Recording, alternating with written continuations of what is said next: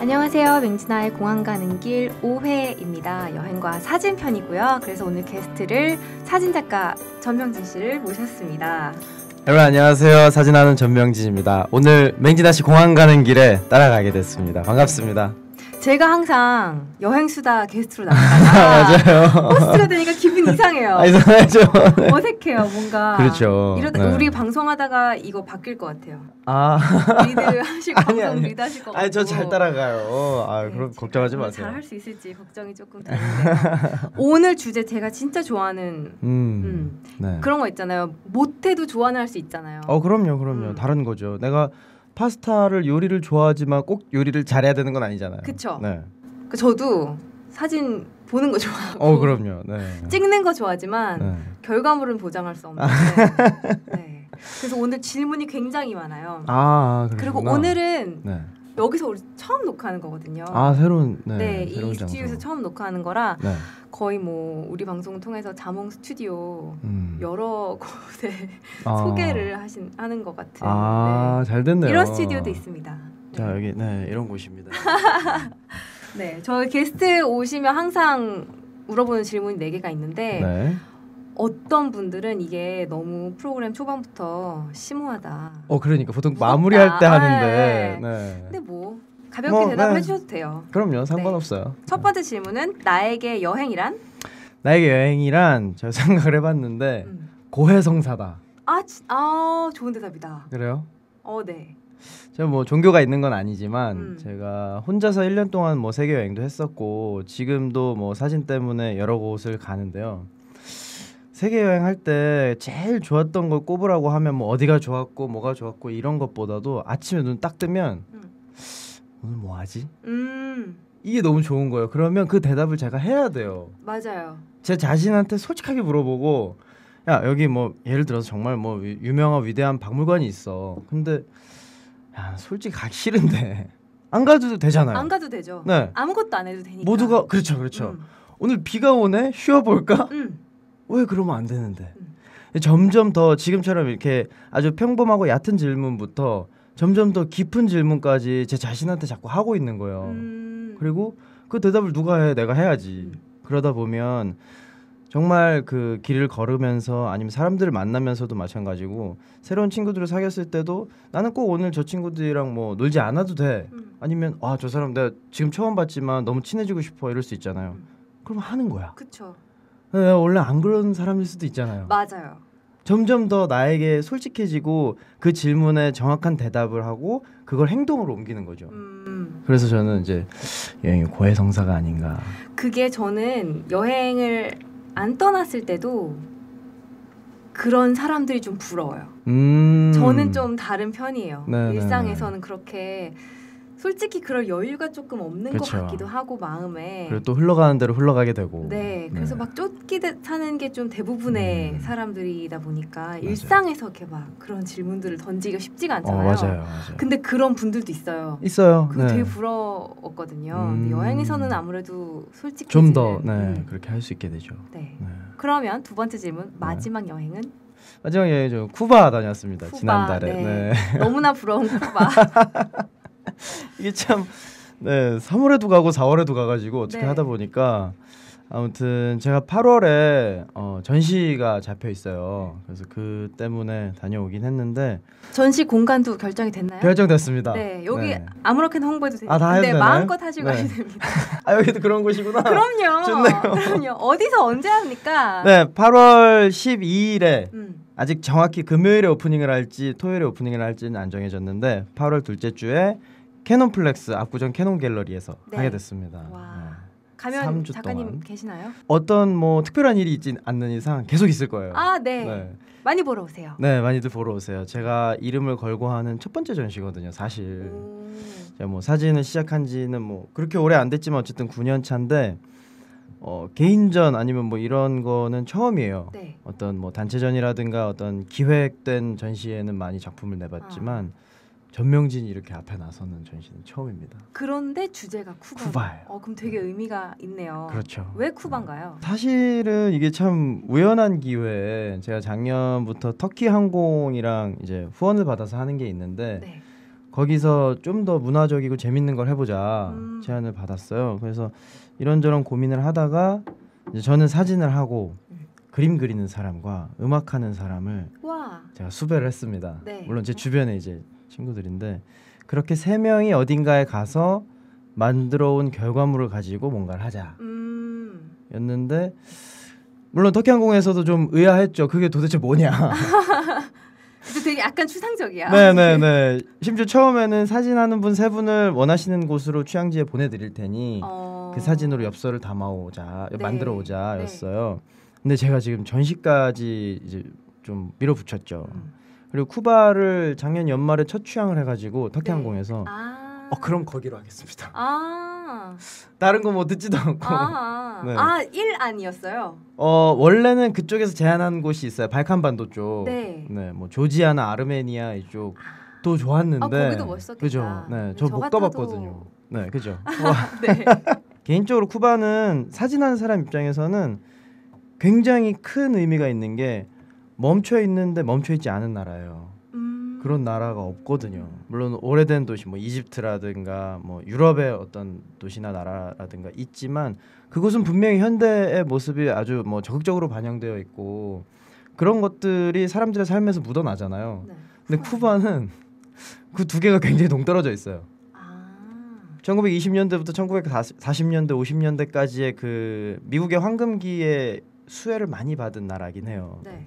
그 이전에는 스페인의 지배를 오랫동안 받았고 마지막 식민지이기도 했고 근데 그것들이 묘하게 섞여 있다가 60년대 들어서 딱 단절되어 버린 그리고 그게 오늘날까지도 이어진 그렇구나. 네. 그래서 제 생각에는 다른 것들은 어떤 나라가 쌓아온 그런 적층이 좀 그런 대로 보이잖아요. 또는 우리나라 뭐 특히 서울 같은 경우는 이 80년대부터 2000년대 엄청난 이 현대화의 모습이 보이잖아요. 네. 쿠바는 사람들은 현대 사람들인데 자동차는 너무나 오래됐고 어디서 보기도 힘든 그런 올드카들 네. 막 다니고 그리고 건물은 그 이전의 식민지풍의 그런 건물들. 그게 의도적인 건가요? 아니요, 그 정치적인 거죠. 네. 뭐 미국과 소련의 냉전의 영향 그리고 우리가 아는 체게바라와 피델 카스트로의 어떤 그 생각들 그런 것들이 오묘하게 마치 생물처럼 이렇게 흘러 가다 보니 이렇게까지 진화를 한 건데 이게 정말 묘한 나라예요. 그런 사진으로 담기가 굉장히 매력적이죠. 그러다 보니까 이미지가 좀 흔해지긴 했는데 고민이 있어요. 저도 이거를 쿠바는 쿠바인데 우리가 그동안 보지 못했던 어떤 그곳의 감정들을 담아보고 싶은 그런 욕심이 생기더라고요. 전 작가님 그 전시회 가시면 보실 수 있습니다. 보실 수 있습니다. 그러면 지금 떠나고 싶은 곳은 어디예요? 지금 사실 다음 달에 제가 이탈리아 촬영을 가는데 맹진아 작가님 얘기를 듣고 급 선회했어요. 느닷없이 예정에 없던 런던을 가게 됐어요. 근데 그 소개해주신 그 영화를 그냥 보는 게 아니라 진짜 참여하는 관객 온몸으로 보는 영화. 맞아요. 그런 이벤트가 런던에 있어서 제가 추천을 드렸는데 날짜를 빼서 바꿔가지고 런던을 들렀다. 되게 기대돼요. 저도 기대가 돼요. 막 여행지를 추천을 해줘서 갔다 와서 그거를 듣는 것도 엄청 즐거운. 그리고 그 사람이 되게 즐거워했다면 더 좋은. 그쵸. 네. 물론 추천했는데 야 그건 돈값을 못하던데 뭐 이럴 수도 있지만 그럴 수 있지만 어쨌든 그리고 추천을 해줘도 누군가 바로 가는 사람이 잘 없거든요. 맞아요. 타이밍이 내가 다음에 갈 때 그러면 생각을 해볼게. 그러니까 그건데 진짜 듣고 나서 계속 고민했어요. 그날 엄청 고민하다가 그 다음날 일정을 바꿨거든요. 와. 찾아보고 맹작가님 추천에 제가 좀 믿음이 있는 게 맞아요. 제가 작년인가요? 볼로냐에 촬영을 가는데 볼로냐에 가면 이 카페를 가봐라. 제가 이탈리아 뭐 자주 촬영을 가지만 볼로냐 갈 일이 없거든요. 그쵸. 근데 그 해에는 갈 일이 있었어요. 그래서 굳이 빗속을 뚫고 그 카페를 찾아갔는데 아, 그랬구나. 네. 이거였구나. 그렇습니다. 커피에 대해서 제가 큰 뭐 관심이 있다거나 뭐 대단한 애정이 있진 않지만 뭐 여기저기서 마셔봤으니까 그 커피는 또 다르죠. 네. 이것 봐라 이게 되는 거예요. 네. 이탈리아 어디든 사실 어지간하면 다 맛있죠. 맞아요. 이탈리아 커피는 뭐. 네. 근데 이 집은 독보적이에요. 네, 달랐어요. 그 카페는 제 첫 번째 네, 그렇죠. 이탈리아 카페. 네. 한번 찾아보세요. 되어 네. 있습니다. 제가 이탈리아에서 거의 뭐 지금까지는 세계에서 제일 좋아하는 카페의 커피 메뉴인 것 같아요. 인정. 네. 카페 자체가 뭐 큰 것도 아니고 뭐 엄청 뭐 대단한 카페는 아닌데 뭐 플로리안 막 이런 데 있잖아요. 그쵸. 네. 오히려 그런 데보다도 더 매력적이었어요. 네. 그래서 저도 그거를 되게 좋아하셨다는 얘기를 들어서 이번에 추천하는 행사도 되게 마음에 들어 하시지 기대가 않을까. 됩니다. 네. 후기 또 기대하겠습니다. 네. 좋습니다. 저희가 이 심오한 질문들을 넘어서 또 다른 질문들을 준비를 했어요. 근데 코너의 명을 제가 녹화할 때마다 바꿔서 그때 달라요. 그때 달라서 제가 정해버렸어요. 자꾸 잊어버리고 바꾸면 안 되겠다. 그래서 이거 아님 저거 아님 딴 거. 그게 그거구나. 네. 사진이 여행의 목적이다? 아니다. 지금은 그렇다. 지금은 그렇다. 네, 지금은 그렇다. 이게 뭐 진짜 많이 그 질문에 그 여러 질문에 어떻게 보면 연장선상인데 직업이 이렇게 되고 나니까 결코 자유로울 수는 없어요. 맞아요. 네. 이 진짜 오히려 여행을 할 때는 저는 사실 세계 여행을 마치고 사진을 배우게 된 케이스라 여행할 땐 자유로웠어요. 사진에 욕심이 생겨도 오늘은 놀 거야 두고 나가고 아니면 뭐 그때는 사실 휴대전화 카메라도 그렇게 뭐 변변치 않았어요. 그럼 뭐 오늘 안 찍을래 해도 하루에 뭐 10장도 안 찍고 뭐 이런 날도 있었단 말이에요. 지금은 여행으로 가도 카메라를 뭐 숙소에 두고 가진 않아요. 일단은 메고 가. 이 아이를 들고 다니는 게 사실 부담스럽죠. 무겁기도 하고, 네, 뭐 어떻게 보면 표적이 되기도 하고. 네. 그래도 저는 이제는 한 몸처럼 그냥 메고 다녀요. 네. 어쩔 수 없는 것 같아요. 저는 사실 그렇게 사진 찍는 걸 좋아하는 편이 아니었어요. 네네. 그리고 여행 다닐 때도 사진기를 그렇게 막 챙겨가는 편이 아니었는데 책을 쓰다 보니까 맞아요. 자꾸 제 초반 책들 그 작업을 할 때 가장 많이 받았던 피드백이 작가님 사진 좀 찍어주세요. 사진 내놔 사진. 그래서 이게 내가 생각했던 것보다 훨씬 더 많이 찍어서 이제 보내야. 왜냐하면 저도 전문 작가가 아니니까 100장 찍어서 한 장 건지는 그중에 이제 골라야 되니까. 네, 그래서 이제 계속 열심히 찍기 시작하다 보니까 이제는 카메라 없이 다녀도 이 구도는 찍어야 되는 구도야. 그렇지. 이 구도는 도비라 구도야. 선수 다 됐네. 표지야 이렇게 보여요. 근데 그게 좋으면서 안 좋을 때도 있어요. 그럼요. 그냥 보고 싶은데 내가 눈으로 즐기고 싶은데. 네, 이게 딱 그 프레임이 만들어지는 게 어떻게 보면 좋기도 하고. 제가 사진 뭐 수업을 하거나 강연을 하면 꼭 하는 얘기가 이제 뭐 사진에 너무 욕심을 부리지 마시라고 꼭 하면서 사진에 관심을 가지고 주변을 둘러보면 안 보이던 게 보이니까 그 재미가 또 있다. 맞아요. 그건 또 놓칠 수 없거든요. 그리고 그렇게 해서 사진을 찍는 사람들의 사진을 보면 그 사람의 시선이 보여요. 그게 참 좋아요. 맞아요. 이 사람의 성격, 이 사람이 무슨 생각했을지 혼자 또 상상하는 그 재미가 있거든요. 맞아요. 그렇다면 사진에 있어서 더 중요한 것은 장비 아니면 기술? 하나 더 추가해도 되나요? 네. 마음이죠. 네, 그렇네요. 그 시선, 어떤 시선을 갖게 되는지에 따라서 달라지는데 그게 마음에서. 제가 사진작가 김중만 선생님 밑에 5년을 있었어요. 근데 어느 날 선생님 뭐 인터뷰도 하시고 뭐 할 거 아니에요. 근데 제자가 뭐 한 5명 뭐 이제 그때 조금씩 다른데 뭐 누구 나가고 누구 들어오고 하는데 선생님이 인터뷰를 하시는데 저희는 옆에서 뭐 그냥 뭐 작업하고 있었죠. 근데 딱 들리는 게 제자들이 이렇게 뽑는데 어떤 기준이 있냐 그 얘기를 하시는데 기준은 딱히 없는데 이놈의 두 가지를 본다. 이놈이 끝까지 카메라를 들고 무덤까지 갈 놈인가, 그러니까 계속 사진을 할 사람인가. 또 하나는 여기서 되게 저는 했던 게 저놈이 감각적인 놈인가 감성적인 놈인가를 본다는 거예요. 얼핏 들으면 되게 비슷한 말이잖아요. 그래서 갑자기 귀가 이만해져가지고 들었어요. 딴 거 하면서 계속. 네. 그럼 나를 어떻게 받았을까? 네. 그래서 얘기를 하시는데 감각적인 사람도 물론 뛰어나고 좋은 사진을 낸다. 근데 그것들은 어떻게 보면 굉장히 말초적인 거고 순간적인 것들인데 네. 감성이라는 것은 그 사람의 인성에서 나오는 거다. 동의합니다. 그죠? 저는 네. 네. 우리 선수 저런 분이었어. 네. 늘 그런 분이 아닌데 아무튼 그렇지. 왜냐하면 감성이라는 것은 어떻게 보면 공감이고 그 순간에 내가 가져가게 되는 어떤 감정들이거든요. 그거의 어떤 집합체라고 생각을 하는데 그건 갑자기 막 진짜 멋진 막 기술이 좋고 진짜 포토샵 잘하고 뭐 장비 잘 다루고 이걸로 설명할 수 없는 것들이거든요. 평소에 이 사람이 갖고 있는 생각, 어떤 인물이라면 그 사람을 대하는 태도, 마음 이런 것들이 들어가는데 그 모든 것들을 다 담아내는 한 컷이 정말 최고의 사진이라는 거죠. 저는 그래서 책에 넣을 퀄리티가 아닌데 저는 굉장히 마음에 드는 컷들이 그런 거 있어요. 맞아요. 내가 이걸 찍었을 때 어떤 마음이었기 때문에 이게 B컷도 아니고 C컷인데도 맞아요. 버리지를 못하고 그렇다고 누굴 보여줄 수 없어. 그러니까 보여줄 수도 없어. 너무 별로야. 그냥 나 혼자 그냥 이때 좋았어. 맞아요. 그냥 그거라도. 그런 게 있어요. 확실히. 네.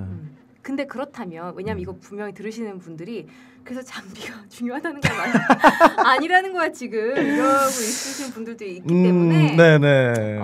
여행 사진을 찍기에 전문 사진가가 아닌 사람들이 그쵸. 가지고 다니기 가장 좋은 카메라는 뭐가 있을까요? 그래서 저는 사실 항상 친구들이나 뭐 주변에서 추천을 뭐 물어볼 거 아니에요. 물어보겠다. 네. 그렇다고 이런 아이들을 추천할 수는 없습니다. 이거 들고 가면 다 이거를 이거 뭐 돈도 한두 푼도 아니고 그러니까요. 일단 친구들이 DSLR을 산다 그러면 저는 항상 말려요. 너 그거 비싼 장난감 사서 1년 못 간다. 그 돈으로 차라리 나한테 고기를 사라.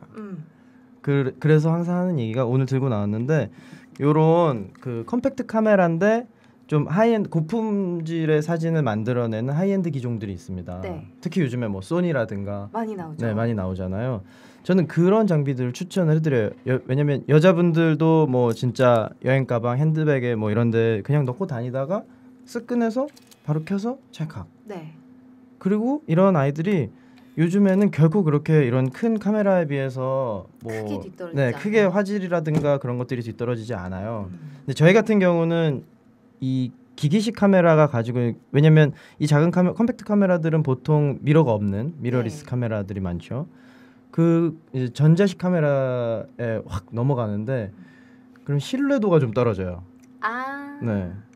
처리 속도가 좀 늦다거나 뭐 그래서 저희 같은 경우는 어쩔 수 없이 무겁고 큰 카메라를 사용하지만 보통의 여행자들이라면 이 정도 아니면 휴대전화 요즘에 잘 나오니까 휴대폰 카메라도 결코 나쁘지 않다. 맞아요. 네. 휴대폰 카메라가 의외로 잘 나와요. 정말 잘 나오더라고요. 특히 이제 제가 뭐 지금 요새는 이제 휴대폰 카메라인데 예전에는 자동 카메라도 상관없다라고 했던 게 이런 카메라들은 우리가 세팅을 해줘야 되고 오히려 약간 띨띨해 얘네들은. 믿음직스럽긴 하지만 손이 많이 가는. 네네 하나하나 다 해줘야 돼. 네. 근데 자동 카메라, 컴팩트 카메라들은 사용자의 편의성과 그 어떤 가벼움을 추구하기 때문에 카메라가 미리 해놓은 게 많아요. 전자적으로. 그래서 좀 어두운 상황에서도 여러 군데에 뭐 밝기를 맞춰준다거나 초점을 내가 이렇게 맞추지 않아도 좀 다양하게 초점 넓게 맞춰준다거나 그렇기 때문에 좀 더 뭐랄까 기술을 요하지 않아도 예쁜 사진을 건지실 수 있다. 저도 웬만하면 오토 써요. 맞아요. 오토를 해놓고 다 눌러요. 웬만하면. 그럼 이걸로 어지간한 것들은 다 찍을 수 있나요? 밤 풍경도 찍을 수 있나요? 그럼요. 네. 뭐 별 사진만 못 찍는다 뿐이지. 물론 여기서 차이는 있습니다. 이제 삼각대라든가 제가 항상 이제 이야기를 드리는 게 좀 어두워진다 싶으면 내 손을 믿지 마라. 네. 그렇죠. 네. 난가래라도. 그럼요. 네. 괜히. 사실 그런 건 아닌데. 찍고 놓으면 나 흔들리지 않았는데. 난 숨도 참았는데. 그러니까 숨을 참는데 숨 넘어가기 직전에 막 찍잖아요. 그렇죠. 그거 어쩔 수 없거든요. 그래서 이제 난간이라든가 이런 테이블이라든가 이런 데 올려놓고 찍으시면 되고 뭐 아니면 조그만 삼각대 요즘에 많이 나오잖아요. 그런 거를 챙겨 가신다거나 조금 다른 방법을 사용하시면 좋습니다. 제가 또 궁금했던 게 여행 다니시면서 액티비티 같은 것도 많이 하시잖아요. 그렇죠. 그럴 때 그거랑 어울리는 카메라를 챙기시나요? 저는 챙겨요. 네, 고프로라든가 저 서핑도 좋아하고 다이빙도 좋아하거든요. 그래서 올해는 2월달에 그 필리핀에서 프리다이빙이라고 네. 장비 없이 맨몸으로 들어가는 게 있어요. 오. 10m, 15m 막 이렇게. 아, 정말 안 위험해요? 네. 처음엔 무서웠어요, 저도. 네. 왜 원래 다이빙을 하셨는데 프리다이빙으로 바꾸신 거예요? 네네네. 처음 배워본 거죠. 그래서 이게 스킨 스쿠버라고 많이 얘기하는데 그게 프리다이빙과 그 스쿠버 다이빙이 합성어예요. 그러니까 스킨 다이빙이 있고 스쿠버 다이빙이 있는 그렇구나. 거예요. 네, 물속에 들어가는 건데. 이거는 스킨 다이빙. 네네네. 저도 처음 해봤죠. 그냥 그 오리발이랑 이 마스크, 네. 물안경만 쓰고 들어가는데. 근데 그렇게 아주 깊게까지 내려갈 수가 있어요? 네네네네. 그것도 배워야 되는 거더라고요. 기술이 있구나. 또. 그래서 이제 한 이틀 3일 정도 제대로 배우고 그 다음부터 이제 뭐 고래상어랑 막 같이 정말요? 헤엄을 친다거나. 우와. 필리핀에 가면 그런 곳이 있어요. 뭐 모알보알, 오슬로 이런 쪽에 가면 네. 너무 신기한 거예요. 그러다 보면 바다 거북이 지나가잖아요. 네. 이게 재밌는 게 장비를 차고 물속에 들어가서 바다 거북이를 만나는 거면 제법 따라가요. 왜냐면 제가 숨을 늘 쉴 수 있으니까. 물속에서 바다 거북이 날아다닙니다. 정말? 누가 거북이 느리다 그랬어. 정말? 엄청 빨라요. 절대 못 쫓아가요. 오리발 차도. 네. 그렇게 빠르구나. 날아가요 진짜. 쭉쭉 가요 애가. 그러다 점이 돼요. 난 분명히 최선을 다해서 가고 있는데. 와. 신기하다. 네. 궁금해요. 그 내 발로 그 날아가는 모습이 참 귀엽습니다. 근데 저는 이 수중 액티비티 같은 거를 거의 안 해본 사람인데 저는 물속은 무서워요. 바다 좋아하시잖아요. 전 물 위에서 SUP, 패들보딩 패들보드. 그런 거. 오, 재밌죠 패들보드도. 밑으로 내려가는 게 너무 무섭더라고요. 그렇긴 해요. 스노클링까지. 그렇죠. 거기까지가 제 한계. 그 정도만 즐겨도. 왜냐하면 그 밑으로 내려갈수록 보이는 것들이 다르죠. 어마어마하다고 들어서 다르죠. 언젠가는 꼭. 그러니까 스쿠버 다이빙만큼은 한 번쯤 해보시라 늘 권해드립니다. 완전 신세계예요. 근데 또 그거를 또 고프로로 담을 만한. 네네네. 네. 그 얘기를 하다 말았구나. 그러니까요. 이렇게 찍으려고 이제 거북이다 해갖고 딱 이제 스위치를 누르면 얘는 이미 저 멀리 가 있어요. 그래서 뭐 얘가 뭐 풀을 뜯거나 이럴 때는 찍을 수 있는데 물속에서 헤엄칠 때는 따라갈 수가 없죠. 그리고 예전에 제가 뭐 브랜드 얘기해도 되니까 록시라든가 이런 퀵실버 이런 그 스포츠 브랜드들 있잖아요. 그쪽 일을 했어요. 그래서 이 수중 촬영용 하우징이 있어요. 따로 물속에서도 이런 카메라를 가지고 찍을 수 있는 그 장비를 한번 마련하고 나니까 이제 물에 들어갈 때도 이제 하루쯤은 그걸 들고 들어가고 또 그 재미가 있거든요. 그렇겠다. 저는 또 그런 게 있었어요. 아예 장비 없이. 왜냐면 수영할 때는 맞아요. 불안하기도 하고 혼자 여행 가면 그냥 보트 위에 내 걸 다 놓고 뛰어드는 거잖아요. 그래서 막 장비 없이 스노클링을 하다 보면 아주 깨끗한 물에 가면 막 고기반 물반이 정말 문자 그대로잖아요. 그럼 그거를 나는 나만 보는 맞아. 보여주고 싶은 사람들이 있는데 그게 좀 아쉽더라고요. 아깝죠. 맞아요. 그러면 이렇게 카메라를 이제 추천을 받았는데 여행 다니면서 사진을 찍을 때 이 기능만은 항상 오토로 써도 괜찮지만 이 기능 하나만은 알았으면 좋겠다 이런 게 있나요? 장노출? 아까 잠깐 말씀드렸는데 뭐 이런 카메라로도 사실은 뭐 진짜 별 사진까지도 가능합니다. 많은 분들이 지난번에도 제가 한번 물어봤어요. 제가 SOS를 쳤었어요. 그쵸, 크로아티아 흐바르 섬에서 밤하늘에 정말 별이 약간 과장을 보태면 까만색보다 그 별빛이 훨씬 더 많았어요. 그래서 이거는 나는 찍어야 된다. 이거는 반드시 찍어야 된다. 근데 정말 똑딱이는 아닌데 미러리스 카메라 딱 하나만 있어서 제가 막 긴급으로 그리고 정말 자세하게 알려주셨는데 제가 따라가지 못해서 어렵죠. 실패를 했었던. 근데 할 수 있나요 이걸로? 네, 가능합니다. 그래서 안 그래도 그때 물어보셨을 때도 직접 해볼까 해서 해보기도 했는데 어렵긴 어려운데 일단 매뉴얼로 놓으시고 그러면 이제 뭐 3가지 간단한 기술적인 걸 말씀드리면 이제 F수 조리개 수치라고 하는데 이제 우리 눈도 이렇게 가늘게 뜨는 거랑 이렇게 뜨는 거랑 보이는 게 다르잖아요. 네. 카메라도 그래요. 카메라는 그 이제 빛이 들어오는 그 구멍을 크기를 조절할 수 있는데 그걸 가능한 크게 열어놓는 거죠. 눈을 제일 크게 뜨는 거죠. 그렇게 해서 f 숫자를 낮추고 제일 낮게 하고 감도 ISO 수치를 여기서 조정할 수 있거든요. 그래서 뭐 보통은 200에서 뭐 320, 320 뭐 이렇게 놓는데 뭐 400, 800 이렇게 올려놓으면 더 빛을 많이 받아들입니다, 얘가. 그리고 여기서 중요한 건 이제 장노출인데 우리가 보통 사진 찍으면 착 하고 찍잖아요. 네. 근데 이거는 착 하고 닿는 거예요. 그러면 그 사이에 있는 모든 빛들이 다 들어오는구나. 네, 다 들어오는 거예요. 소위 말하는 이제 필름, 네. 요즘에 이제 CCD 칩이죠. 거기에 계속 이제 빛이 쌓이는 거죠. 그러면 그 어두운 하늘의 별빛도 담을 수 있습니다. 삼각대는 필수겠네요. 그렇죠. 네, 필수죠. 필수네요. 네, 아니면 땅바닥에 놓고 찍으시든가. 그렇죠. 네. 근데 이게 꼭 별 사진에만 적용되는 게 아니라 어두운 데서 풍경을 찍을 때도 아주 유용합니다. 일단 어두운 데서 그냥 들고 찍으면 그 흔들리는 데에 있어서 한계가 있기 때문에 착각하고 찍으면 그냥 어둡게 나오죠. 네. 네. 근데 분명히 해는 다 저가는 이제 새파란 그 하늘 있잖아요. 블루아워. 그 시간이 정말 아름답다고요. 그 해가 뜰 때나 해가 질 때 그 골든 타임들. 그때 찍으실 때 아주 유용해요. 물론 색깔이 잘 그대로 담기는. 그대로 남아 있는 거죠. 그래서 저희 이런 아이들은 진짜 완전히 해가 졌을 때도 새파랗게 만들 수도 있어요. 아직 푸른기가 남아 있는. 네. 더 파랗거든요. 그 순간은.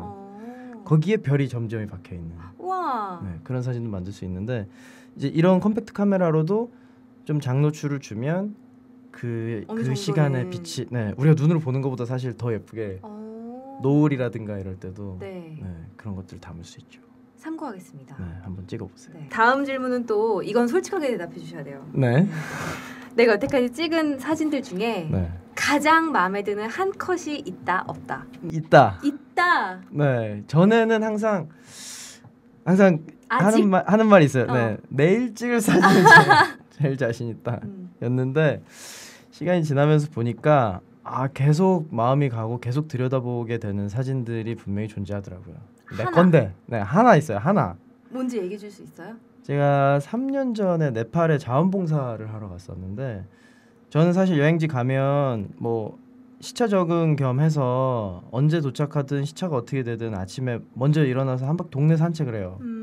요새는 조깅을 하는데 그게 되게 상쾌하거든요. 정말 좋아요. 근데 카메라를 평소에는 잘 안 들고 나가는데 그날따라 좀 일찍 일어났나? 그래서 들고 나갔어요.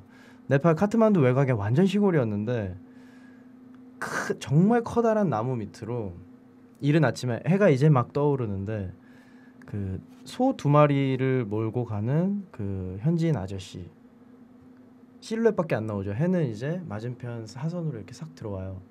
그리고 저 멀리 또 이쪽으로 오고 있는 어느 아주머니가 또 한 명이 이제 실루엣만 보여요. 어둑어둑하고. 그리고 그 주변을 감싸고 있는 안개. 이게 굉장히 층층이 어떤 이야기를 가지고 있으면서도 한 장면 안에서 어떤 그 아침 좀 신성한 아침이라고 제가 이름을 붙였는데 그 아침의 기운을 굉장히 잘 보여주는 그런 한 장면을 가지고 있습니다. 찍고 나서 감탄했겠죠. 그때는 우와 지금 짱이다였어요. 그러니까 지금 뭐 아무거나 다 찍자 일단 찍자. 이 상황과 이 빛깔은 진짜 잠깐 지나가는 거니까 했는데 그걸 고르고 하다 보니 이 오빠라 저희 집 거실에 크게 걸려 있습니다. 그러면 풍경, 인물 이런 거 다 찍으시는데 셀카는 어떠신지. 나는 셀기꾼이다? 아니다. 한때 셀기꾼이었다. 한때? 네. 왜 지금은 아니에요? 지금은 그렇게 열심히 찍지 않는데 두 번의 그런 시기가 있었습니다. 제가 세계 여행할 때 한복을 입고 전 세계 명소에서 사진을 찍는 걸 했어요. 그럼 어쩔 수 없이 계속 셀카를 찍으니까. 찍어야죠. 찍으면 늘어요. 많이 늘었어요. 놓으면 또 맞아요. 그리고 저는 뭐 막 이렇게 찍는 게 아니라 그냥 삼각대 놓고 그때는 뭐 조그만 카메라였는데 한복이 다 나와야 되니까. 네, 다 나와야 되니까. 그리고 뒤에 이런 뭐 빅벤이 뭐 이집트 뭐 피라미드니 나와야 되니까 그래서 카메라를 놓고 찍었는데 그러다가 재작년이구나. 제가 이탈리아 촬영을 자주 다녀요. 네. 근데 그 일을 주는 그 브랜드에서 마에스트로 그 남성복에서 네. 새로 나온 라인이 있는데 저보고 직접 입고 셀카를 찍어와라. 네, 그걸 주문했어요? 네. 우와. 굉장히 부담스러운 거예요. 그러네요. 아니 이제 그들 입장에서는 모델을 보낼 수는 없고 제가 많이 다니는데 제가 가는 데마다 모델을 같이 갈 수는 없잖아요. 그러니까 그냥 입고 찍어와라. 네. 그럼 그 중에 이제 자기네가 쓰겠다. 그렇게 해서 첫 촬영이 이탈리아였고 뭐 터키도 가서 했고 했는데 생각보다 재밌고 이게 제가 기술적으로 많이 늘었잖아요.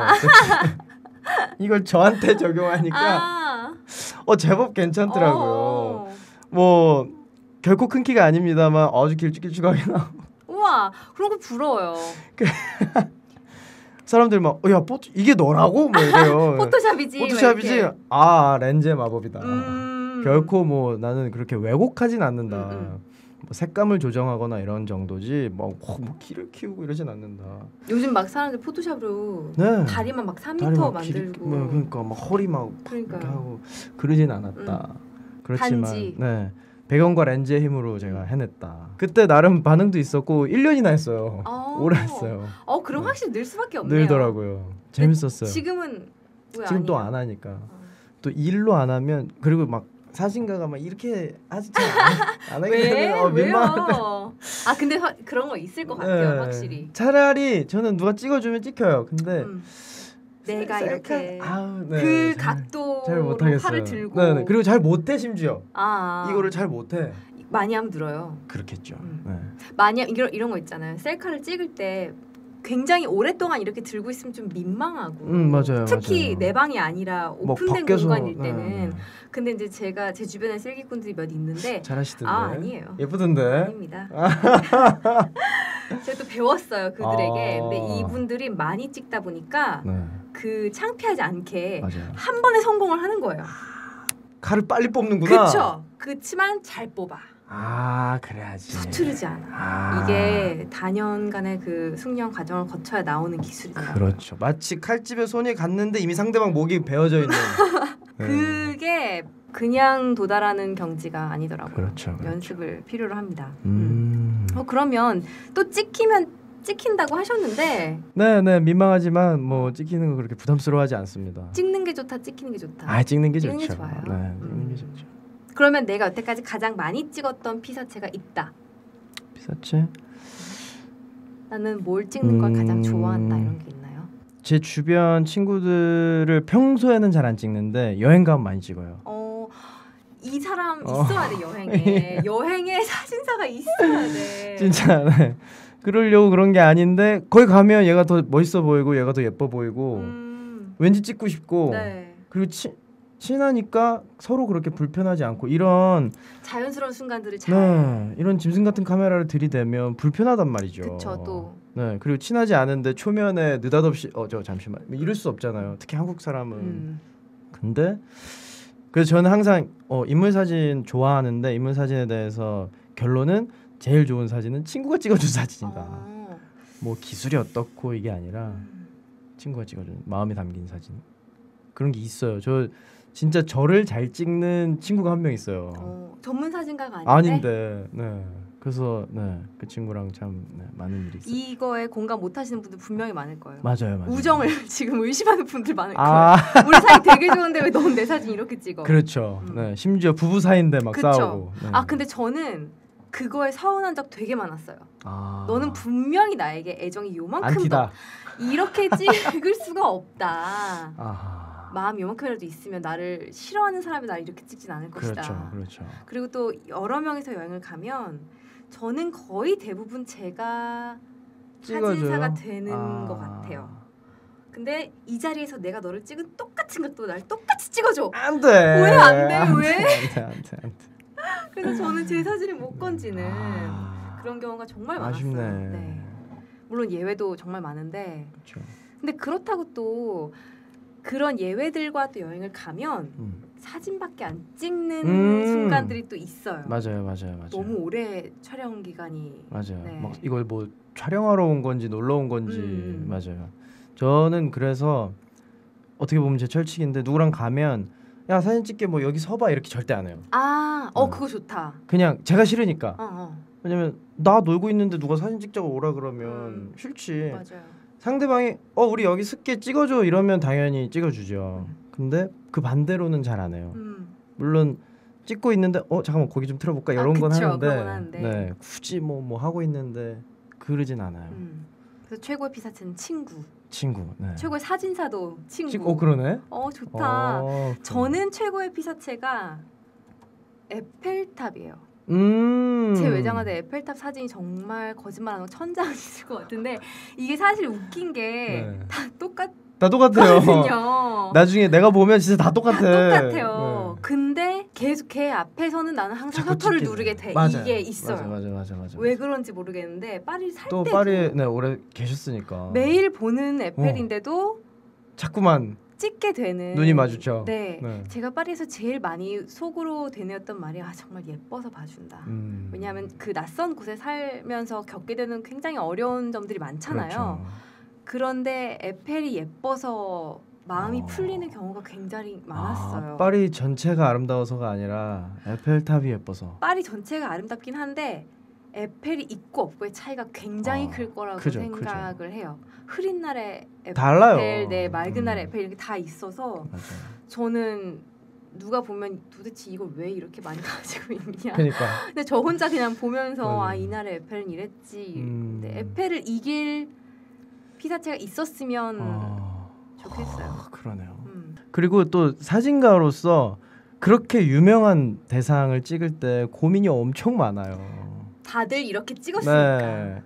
그래서 재작년에 나온 책 낯선에 보면 표지가 노틀담 성당인데 그래서 제목도 낯선이고 제가 그런 어떤 익숙한 것에 대한 어떤 낯설게 하기에 대한 이야기인데 표지를 뭘로 할까 고민을 하다가 그 장면을 정한 거거든요.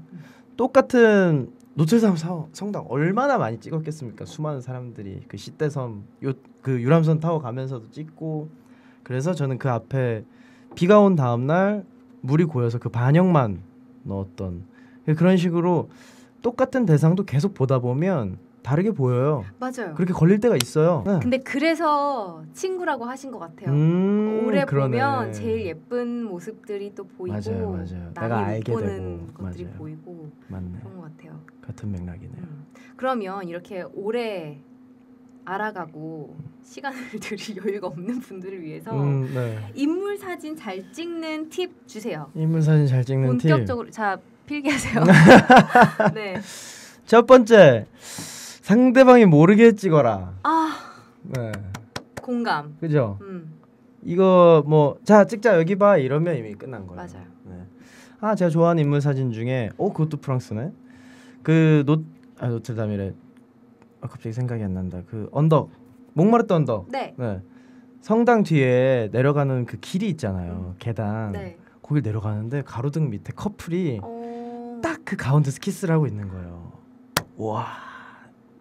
여자는 털모자를 썼고 쇼커트야. 또 그 프렌치 시크의 어떤 그런 느낌. 그리고 남자는 그냥 잘생겼어요. 근데 찍고 싶은데 그때는 또 사진을 배운 적도 없었고 허락을 당연히 받아야 될 것 같고 특히 유럽에서는 찍으면 허락을 받으면 저 분위기는 끝나는데 서성서성 되다가 그들이 너무 심취해 있길래 싹 갔어요. 저기 너네 사진 한 장만 찍어도 돼? 그럼 뭐 당연히. 둘이 이렇게 저를 보는 거예요. 아니 그거 말고 하던 거 정말 예쁜 키스하는 장면을 찍었죠. 맞아요. 그런 식으로. 나 좀 봐봐 이러면은 이미 아닌 것 같아. 그리고 왜냐면 전문 모델들은 나 좀 봐봐 해도 자연스럽게 연출을 할 수 있지만 되게 이상하게 어색해져. 포즈를 취하잖아요. 뭐라도 어색해져. 자연스럽게 찍는 게. 근데 요즘은 그것도 있대요. 여행을 갈 때 현지 스냅 사진을 그렇다면서요? 찍는데 파파라치 스냅이 있어서 망원 렌즈로 저 오늘 어디 여행을 몇 시에 할 거다. 이러면 사진사가 파파라치 사진처럼 자연스럽게. 그것도 좋은 방법이긴 한데 그래도 나는 의식하게 될 것 같아요. 쉽지 않을 것 같아요. 그날 하루 종일 의식할 것 같아요. 그러니까 어디서 나를 찍고 있을까 이렇게 신경 쓸 것 같아요. 그래서 자연스럽게 스며들어서 찍는. 저는 그래서 첫 번째 팁. 이건 일상에서도 그냥 적용할 수 있는 건데 친구 막 얘기하다가 그냥 뭐 카메라가 없어도 그냥 갑자기 휴대전화 꺼내서 다짜고짜 얘를 찍어요. 그럴 때 가끔 있어요. 그러면 네. 뭐 상대방 느끼거든요. 이 렌즈가 온다는 거를. 상대방 막 얘기하다가 당황해서 쳐다보지만 이미 끝났어. 맞아, 이미 난 찍었거든. 네. 너 싫으면 지워줄게. 네. 근데 또 그럼 마음에 들어요. 좋아하는 네, 경우가 많은 것 같아요. 그런 게 있죠. 네. 그러면 풍경 사진 잘 찍는 팁은요? 풍경 사진 남들 찍는 데서 찍지 마시고. 그러니까 예를 들면 저는 이제 뭐 골목 이런 데 좋아하거든요. 네. 뭐 진짜 모로코 같은데 진짜 뭐 셀 수 없이 많은 골목들 그런 데서 마주치는 어떤 그 정말 신선한 풍경들이 많아요. 예를 들면 진짜 뭐 유럽권이 아닌데 가면 그들이 갖고 있는 그런 먹거리에 따라서 굉장히 다양한 막 진짜 좌판에서 막 생선 팔고 있고 그리고 뭐 염소 머리고기 막 이런 거 팔잖아요. 머리 통째로. 아 정말요? 네 그런 게 있어요. 심지어 그 아랍 국가 중에는 낙타 고기를 먹는데 네. 낙타 머리가 이렇게 거짓말. 그대로 아직 이것도 안 빼고 그대로. 그러면 그걸 그렇게 사가요? 잘은 모르겠어요. 근데 손질을 거기서 손질을 하는 것 같아요. 네. 먹더라고요. 그렇구나. 그런 장면들 이건 좀 이제 좀 극단적인 경우지만 진짜 골목 돌다가 뭐 예를 들어서 어느 할아버지가 꽃 한 송이 들고 가는 장면이라든가 어떤 그 풍경 안에 저는 그리고 제가 건축 사진 일도 하는데 저는 이제 건축가 선생님들마다 좀 원하시는 바가 다르긴 하지만 저는 건물 안에 인물이 들어있는 걸 좋아합니다. 풍경에 인물을 녹이는 걸 굉장히 고민을 많이 하거든요. 그러니까 사람이 막 이렇게 주가 아니라 저 한 명이 그냥 지나가. 그래서 사실 내 목적은 이 풍경이야. 그러면 사람이 없는 것보다 좀 더 생동감이 있고 그리고 그 스케일을 알 수가 있고 그런 것들 그리고 그 안에 사람들이 어떻게 행동하는지 특히 키스하는 연인이라든가 이러면 뭐 끝나는 거죠. 주 표적이 그건가요? 그런 건 아닌데 자꾸 이탈리아를 가니까 그러니까 이게 네. 이탈리아를 가면 네. 어느 골목에 너무 잘 보이거든. 다 있어. 다 있어. 하다못해 어떻게 뭐 쓰다듬고라도 있어요. 맞아요. 그래서 근데 그런 장면들이 사실 너무 좋아 보이긴 해요. 우리는 사실 흔한 장면은 아니잖아요. 뭐 손을 잡고 가거나 어깨동무를 하고 가거나 그 정도인데 이건 뭐 둘이 뭐 어디 안방인지 뭐 어딘지 모를 정도로. 근데 꼭 그게 되게 뭐라 그래야 되지? 19금스러워 보이지 않고 전혀, 네. 아름다워 보인다는 맞아요. 생각이 드는 맞아요. 네, 장면들이 많더라고요. 네. 진짜 별거 아닌데 둘이 대화를 나누는 것 뿐인데 아주 녹아 그냥. 네. 근데 나는 전 작가님이 피사체 차별을 하는 걸 알기 때문에 무슨 말씀이세요? 나 무슨 말할지 알죠? 네? 몰라요? 모르겠는데. 브라질을 가셨어요.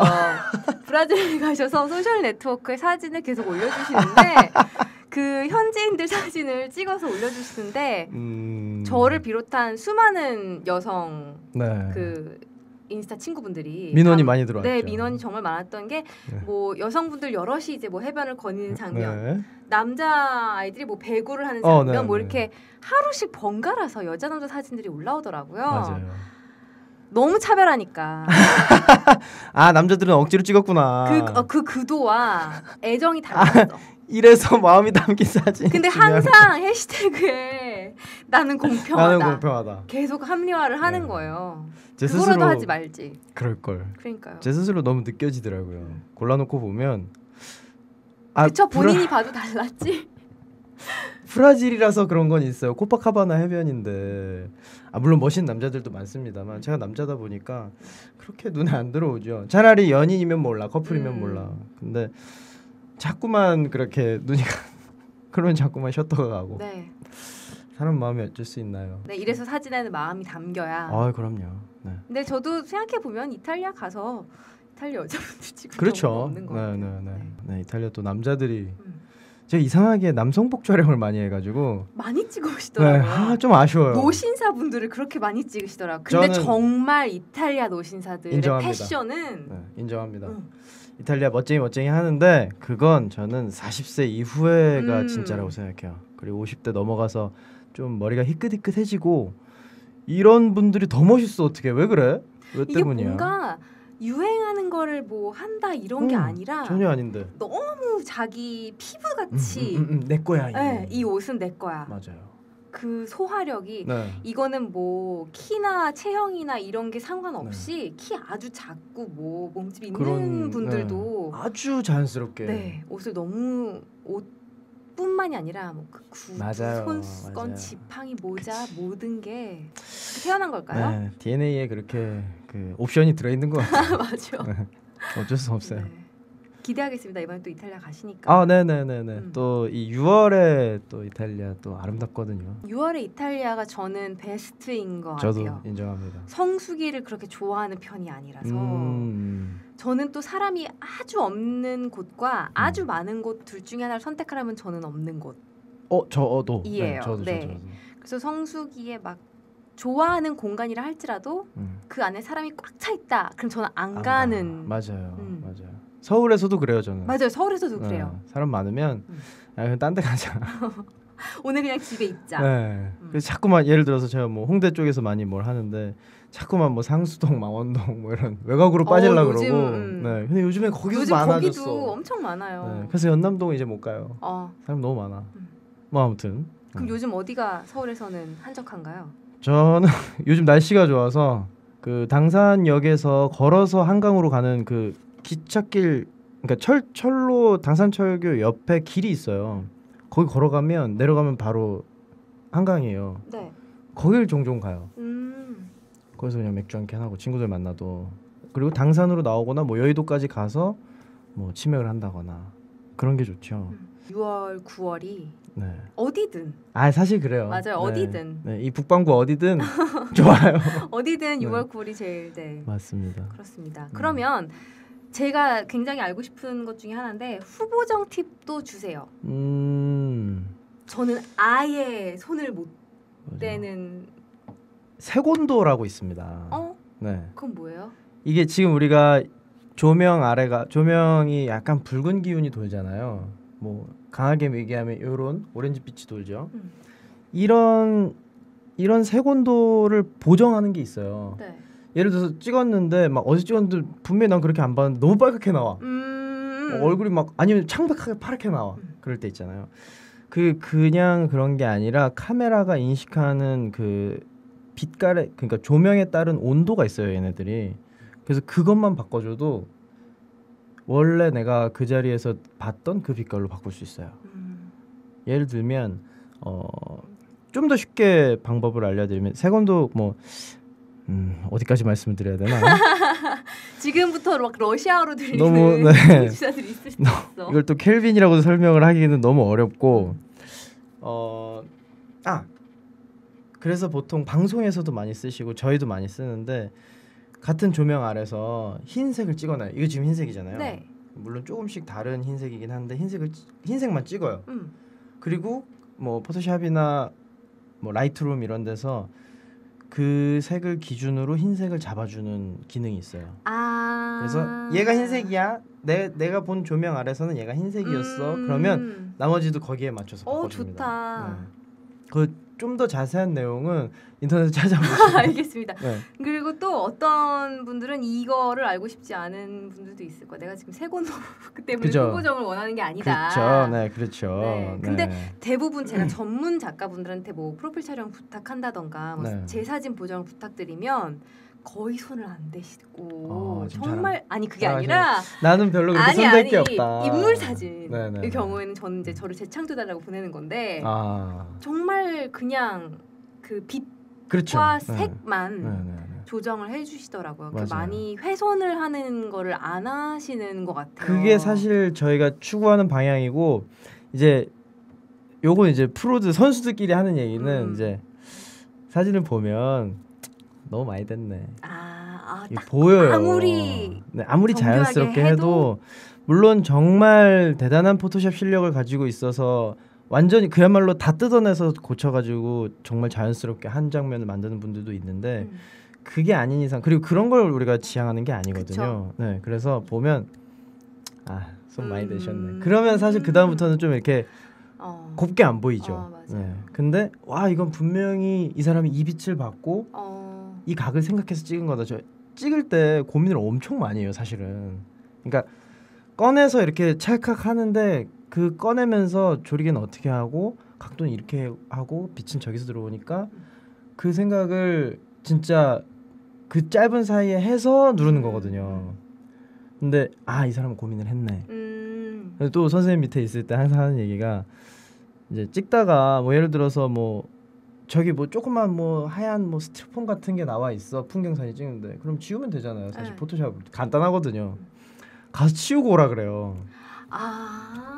예를 들면 와, 아니면 인물을 찍을 때도 조명을 이렇게 하고 선생님 나중에 이거 뭐 바꾸면 되는데 이렇게 해. 그러면 항상 하시는 말씀이 야 나중에 어떻게 하려고 그러지 말고 찍을 때 잘해. 맞는 얘기거든요. 맞아요. 맞는 얘기네요. 맞는 얘기거든요. 그래서 물론 기술의 발달이 가져온 편리함도 있고 그거를 못 따라가는 경우도 있지만 반대로 그 순간 그 상황 그 감정을 그대로 담아서 보는 사람에게 전달하는 게 우리 전달자들의 역할이거든요. 그래서 너무 과한 포토샵은 굉장히 지향하고 있습니다. 동감합니다. 네. 그래서 찍을 때 잘 찍으세요. 본판이 아름다워야 된다. 이건 어쩔 수 없어요. 맞습니다. 네. 그런 거 있어요. 저는 그리스 여행을 갔었는데 카메라 바꿨어? 이 얘기를 정말 많이 들었어요. 왜냐면 그리스 색감은 따라할 수 없으니까. 그렇지. 네. 뭐 런던 파리 찍다가 그리스를 딱 갔는데 카메라 뭘로 너무 바꿨어? 투명해. 네, 너무 많이 물어보더라고요. 그러네. 이렇게 찍어도 잘 나오는 데가 대충 뭐 있어요. 맞아요. 그런 데가 있어요. 네.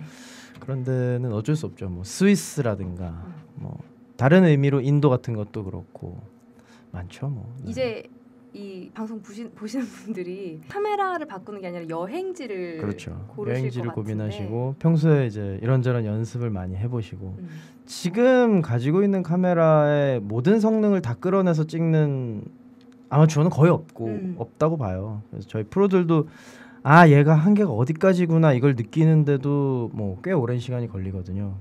그래서 항상 하는 얘기도 뭐 후배 사진 하는 친구들한테도 저보다 더 좋은 장비 쓰는 친구들 많습니다만 너 이 앞에 장비가 한계가 어디까지인지 써보고 바꾼 거냐. 물론 어떻게 보면 진짜 꼰대 같은 마인드지만 저는 이제 프로들에게는 그런 게 중요하다고 생각하거든요. 여러분 여행지를 고민해 보시기 바랍니다. 그렇죠. 네, 저희 벌써 저 여행지에서 녹화할 때도 이랬어요. 그죠? 시간 후루룩 가죠. 빨리 가요. 그러셨잖아요. 시간 너무 빨리 가요. 그리고 저희가 이 공항 가는 길을 한 번 녹화할 때 2회씩 찍어서 제가 지금 이게 세 번째 녹화예요. 5회잖아요. 세 번째 녹화를 하는데 이제 조금 편해요. 아니면 전 작가님이 편하게 해주셔서 그런 걸 수도 있고. 제가요? 여행 수다 진행할 때도 편하셨죠? 초반에 처음에 그러니까 어려우셨나요? 저요? 처음에, 네, 1, 2회 진행할 때. 아이고. 나 집에 가서 찾아서 들어보려고 1, 2회. 저 이렇게 힘든 거 맞죠? 그럼요. 네. 저는 1회부터 제가 첫 회 게스트였어요.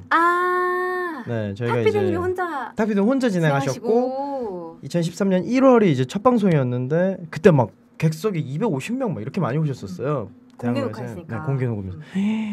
저는 사실 그냥 여행 갔다 온 이제 뭐 29살짜리 어린애인데 뭐 이런 사람 앞에 서본 적도 없고 그게 너무 신기한 거예요. 마이크를 들고 내가 얘기를 하는 것 자체가. 네.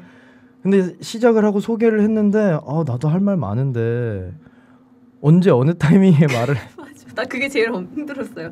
탁 PD님이 휘몰아치셔서 너무 휘몰아치니까 낄 틈이 그리고 나서 이제 뭐 모르시는 분들을 위해서 잠깐 이야기를 드리면 팟캐스트 중에 여행수다라는 아주 전설적이고 훌륭한 다 아실 거라고 생각합니다. 프로그램이 있습니다. 근데 거기 이제 탁재영 PD님이라고 EBS 세계 테마기행 진행하는 이제 연출했던 PD님이 프로그램을 만드시면서 저를 첫 게스트로 썼는데 혼자서는 버거우셨던 거야.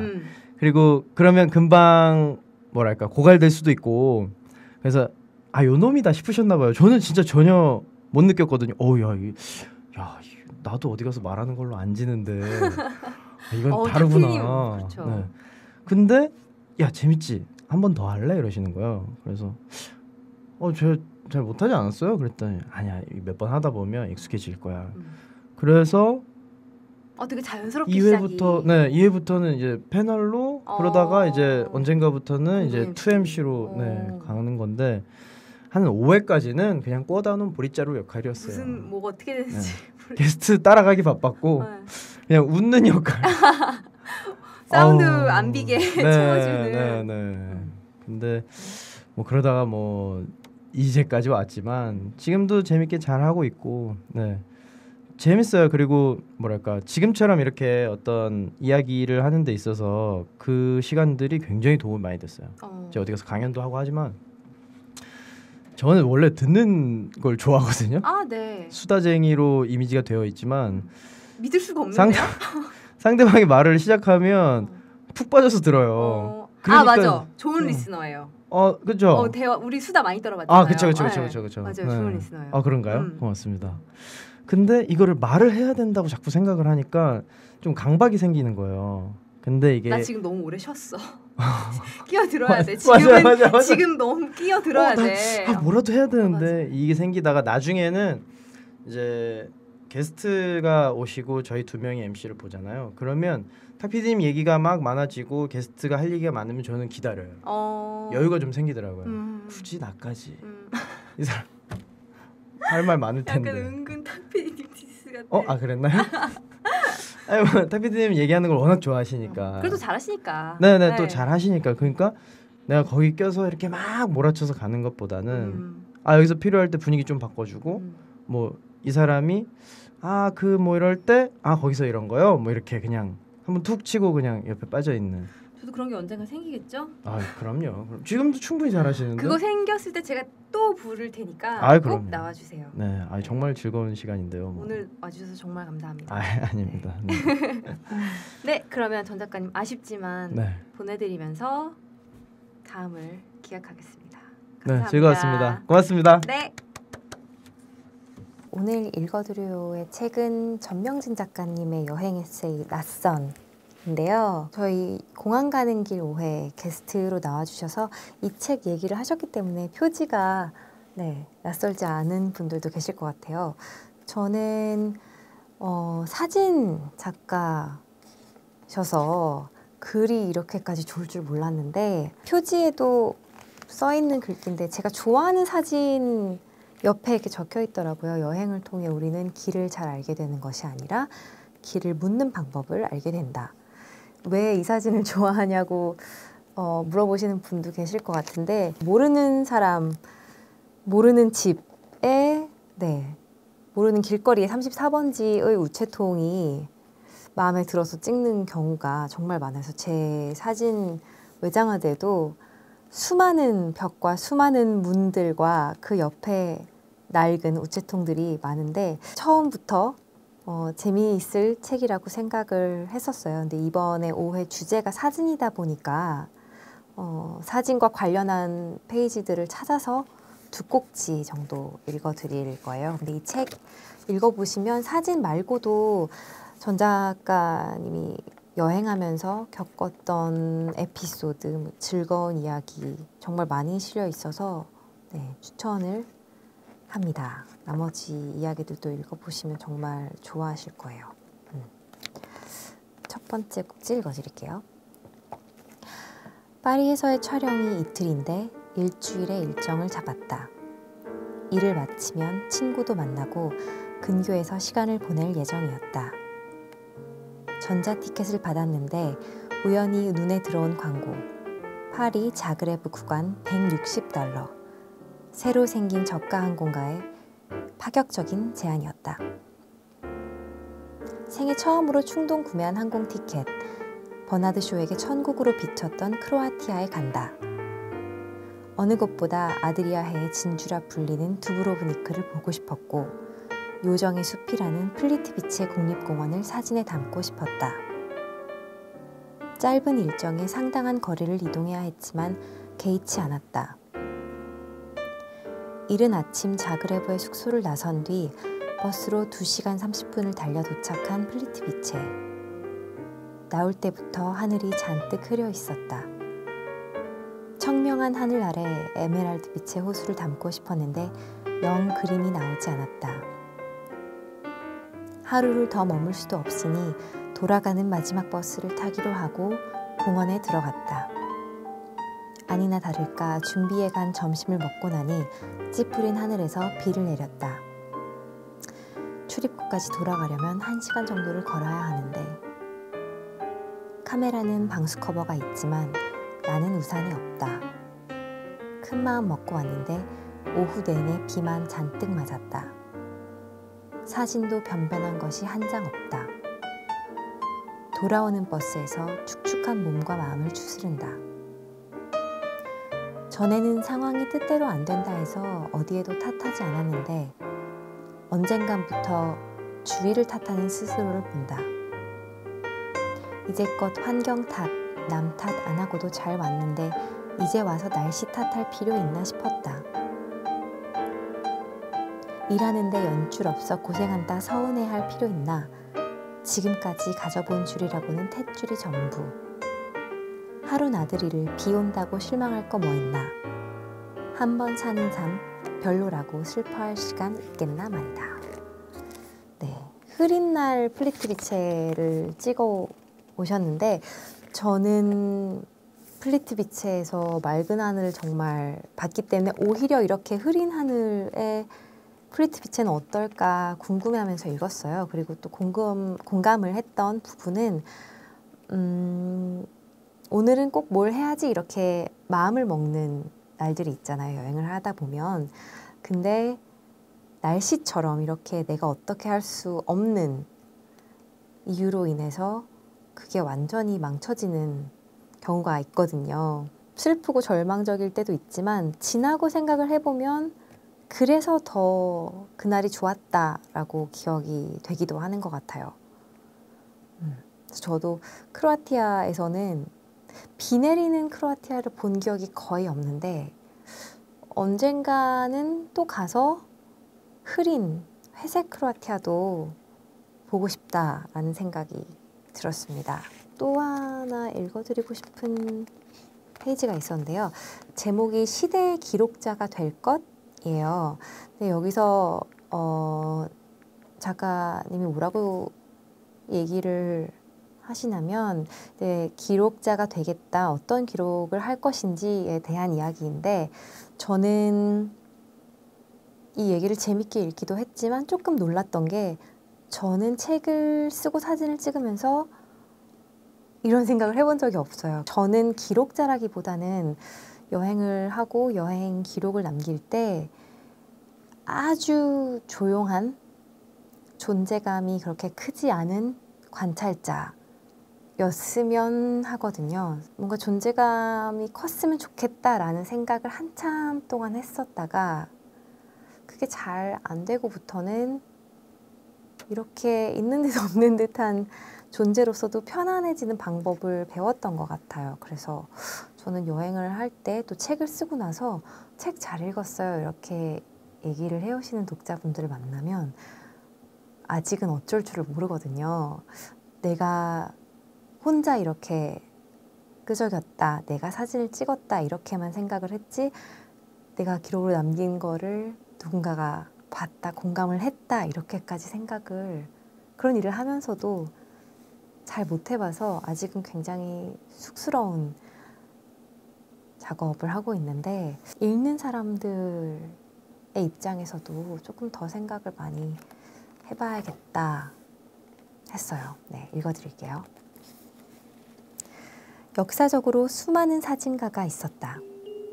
찰나의 거장 앙리 카르티에 브레송이 있고 내성적인 성격 탓에 인적이 드문 시간에만 촬영했던 파리의 시인 의젠느 아째가 있다.